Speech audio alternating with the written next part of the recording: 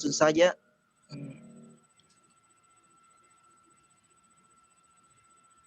Budaya lokal dalam perspektif teori struktur atau kelas sosial, gender, dan kekuasaan.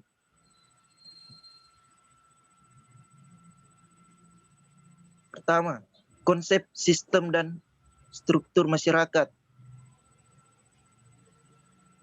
Pertama, fungsi struktur sosial di masyarakat sebagai pengawas sosial yang berfungsi sebagai penekan atau antisipasi adanya pelanggaran terhadap norma-norma atau nilai dan peraturan dalam masyarakat, di dalam kelompok masyarakat. Identitas kelompok masyarakat yang berfungsi sebagai penegas identitas suatu kelompok. Identitas ini membuat kelompok masyarakat memiliki ciri khas atau membuat kelompok masyarakat memiliki ciri khas atau karakteristik yang berbeda dengan kelompok lainnya. Menanamkan disiplin sosial pada kelompok masyarakat yang fungsinya membantu setiap individu yang tergabung dalam suatu kelompok masyarakat untuk memiliki kesadaran bersikap, kebiasaan, dan perilaku yang mencerminkan kelompok masyarakatnya. 2. Contoh struktur sosial masyarakat yang ada di Indonesia. Masyarakat di Indonesia adalah berdasarkan klan, seperti yang dialami oleh klan Da Costa dari Flores atau klan Siregar dari Batak. Meskipun nama klan mereka berbeda, namun tiap klan memiliki peran dan posisi yang sama di masyarakat. 3. Ciri-ciri struktur sosial selalu berkembang dan dapat berubah.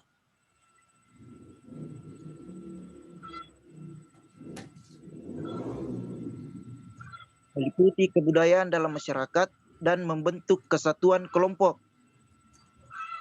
Selanjutnya, budaya lokal dalam perspektif gender.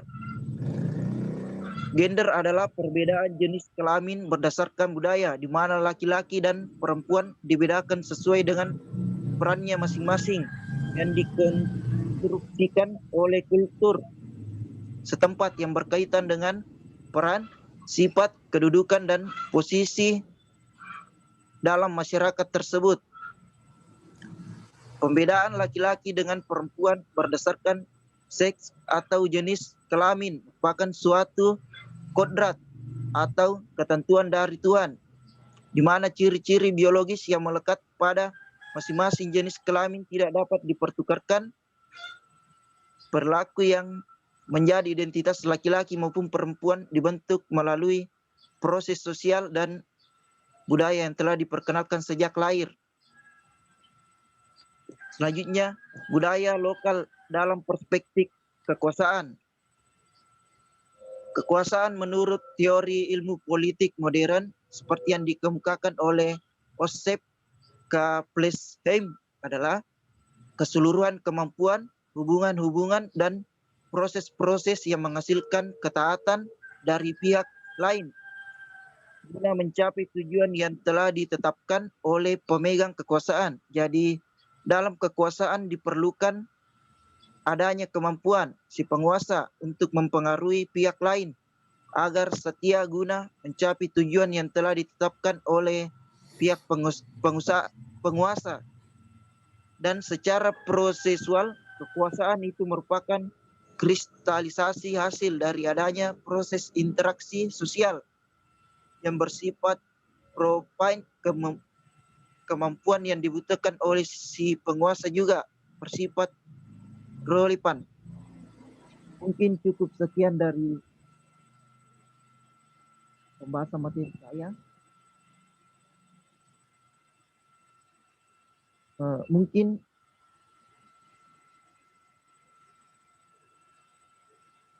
ada yang ingin ditanyakan. Saya persilakan kepada teman-teman untuk bertanya. Pak, mungkin itu dari saya, Pak. Saya ambil alih forum ya. Terima kasih kepada kelompok 6 atas presentasi makalahnya yang saya anggap sudah sangat cukup detail, mulai dari struktur atau kelas sosial, gender, dan kekuasaan. Jadi ada tiga poin pembahasan pada hari ini ya. Sebenarnya gender dan kekuasaan ini masuk dalam wilayah kajian struktur sosial ya. Tapi sengaja saya pisahkan supaya bisa dipahami satu persatu apa yang dimaksud kelas sosial, apa yang dimaksud gender dan kekuasaan. Baik, satu hal yang perlu saya tambahkan untuk kelompok 6 masukan dan mungkin bisa dipaparkan nanti di diskusi di grup WhatsApp. Jadi nanti diskusinya di grup WhatsApp saja ya. Karena waktu di Zoom ini sangat terbatas. Hanya 40 menit. Baik, yang barangkali yang kurang dipaparkan oleh kelompok 6 itu adalah contoh konkret. Lagi-lagi saya menekankan bahwa setiap pemakalah yang membahas makalah itu sebisa mungkin atau sedapat mungkin memberikan contoh-contoh aktual terkait budaya lokal yang eksis, yang ada di tengah masyarakat. Barangkali kelompok 6 bisa nanti menjelaskan apa yang dimaksud kelas sosial yang ada di dalam budaya lokal masyarakat Sulawesi Selatan misalnya. Apa yang dimaksud gender? Bagaimana fakta yang bisa dilihat di tengah masyarakat? Apa yang dimaksud gender itu? Dan kemudian juga kekuasaannya.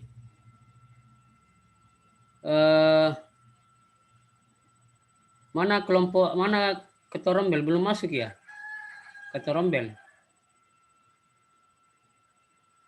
belum ada ya. Siapa yang bisa bantu saya screenshot sekarang? Tolong di screenshot dulu ya jumlah peserta mahasiswa yang hadir di Zoom.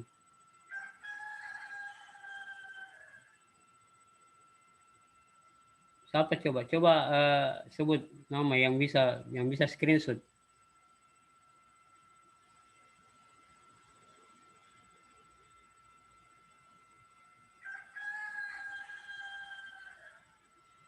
Nur Rizky Amanda Sukria, tolong dimunculkan wajahnya deh supaya perkuliahan ini benar-benar berjalan tatap muka ya, karena memang aturannya begitu. Kalau kuliah Zoom itu wajib menampilkan wajah.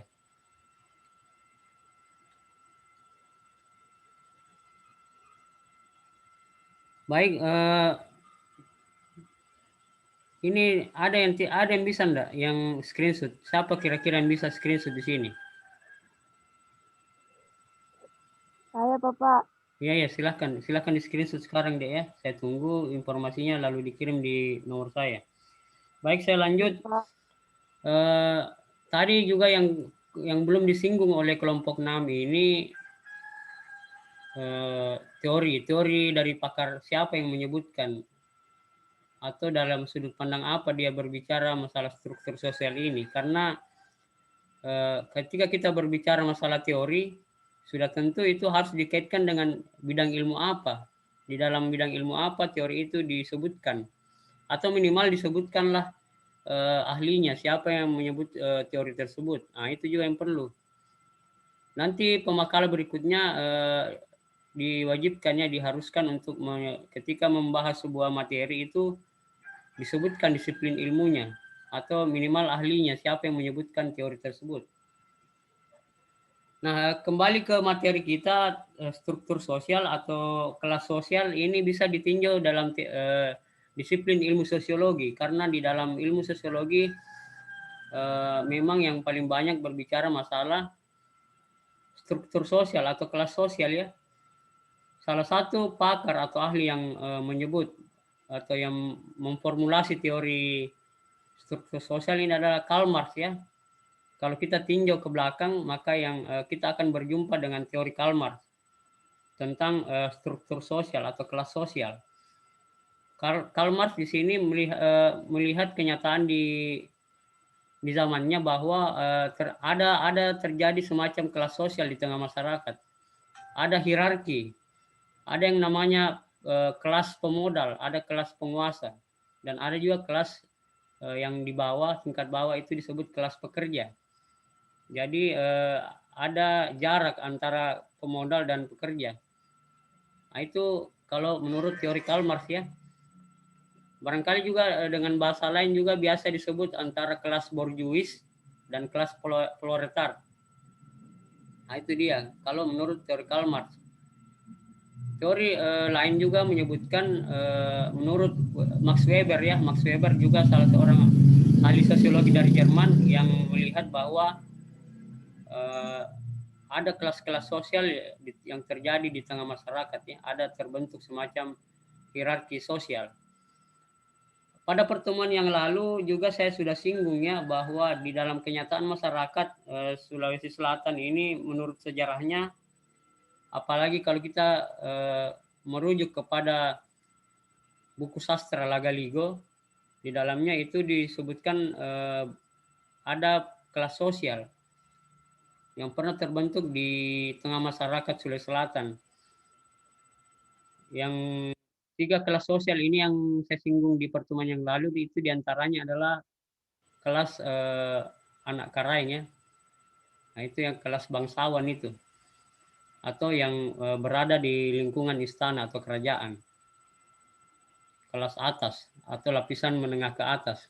Kemudian lapisan yang kedua adalah Tomaradeka. Tomaradeka ini yang mayoritas, yang kelas sosial yang mayoritas yang ada di masyarakat ya. Kemudian yang kelas ketiga adalah Ata atau kaum budak atau buruh ya, yang ada di kelas paling bawah. Nah, itu bentuk-bentuk lapisan sosial yang pernah terjadi di tengah masyarakat Sulawesi Selatan. Tapi seiring perkembangan zaman, kelas sosial ini semakin memudar ya, sudah cenderung tidak berlaku lagi di tengah masyarakat. Justru yang menjadi indikator kelas sosial yang ada di tengah masyarakat ini lebih kepada sejauh mana seseorang memiliki kekuasaan, memiliki jabatan, mungkin jabatan pemerintahan ya, dan kelas sosial lainnya juga mungkin karena faktor kekayaan, kepemilikan sumber daya ekonomi yang sangat banyak ya, atau dalam hal ini memiliki kekayaan. Kemudian faktor lain juga karena faktor pendidikan. Tingginya faktor pendidikan seseorang itu juga menentukan derajat sosialnya di tengah masyarakat. Dan saya kira ini memang sudah disinggung dalam ajaran Islam ya, bahwa derajat sosial seseorang khususnya terkait dengan pendidikan ini memang sudah dijanjikan oleh Allah Subhanahu wa taala bahwa akan diangkat derajatnya. Sebagaimana ayat Al-Qur'an yang berbunyi yarfa'illahu allazina amanu minkum wallazina utul ilma darajat. Saya kira jelas ya, artinya bahwa Allah akan mengangkat derajat orang-orang yang beriman dan berilmu pengetahuan. Nah, itu jelas bahwa berbicara persoalan derajat sosial seseorang, khususnya dalam ajaran Islam, itu memang sudah dijanjikan apabila kategorinya itu beriman dan berilmu pengetahuan. Saya kira itu saja terkait dengan tambahan materi dari kelompok 6. Mudah-mudahan nanti kelompok 6 bisa mengeksplorasi lebih jauh lagi. Demikian juga teman-teman mahasiswa lain, mohon untuk aktif berpartisipasi, berdiskusi di grup WhatsApp ya, supaya bisa diskusi materi kita ini bisa lebih berkembang dan mahasiswa lain juga bisa diberikan kesempatan untuk berpartisipasi, khususnya kaum perempuan ini. Jarang sekali saya dengar suaranya di kelas untuk merespon diskusi. Kemarin-kemarin saya tinjau ya waktu kita live kuliah offline. Saya berharap di diskusi online nanti di grup WhatsApp ini kaum perempuan ini lebih banyak berpartisipasi lah ya. Jangan didominasi hanya dari Hamzah. Ada Hamzah ya? Hamzah, ya siapa lagi yang kemarin ini yang sangat aktif. Syukur ya. Mana siapa, saya lupa namanya. Ada 3 orang ini laki-laki yang selalu berpartisipasi dalam diskusi. Ya, saya pikir itu saja hari ini ya, tambahan materi dari saya. Saya sengaja percepat waktu supaya ruang-ruang berdiskusi ini lebih banyak nantinya di grup WhatsApp. Dan kalau bisa diutamakanlah voice note, jangan diskusi lewat chat, karena itu repot kalau diskusi lewat chat. Lewat voice note saja diskusinya. Mana tadi yang teman yang screenshot sudah ya? Sudah, Pak. Oke, baik. Terima kasih deh untuk screenshotnya. Tolong dikirim di nomor saya.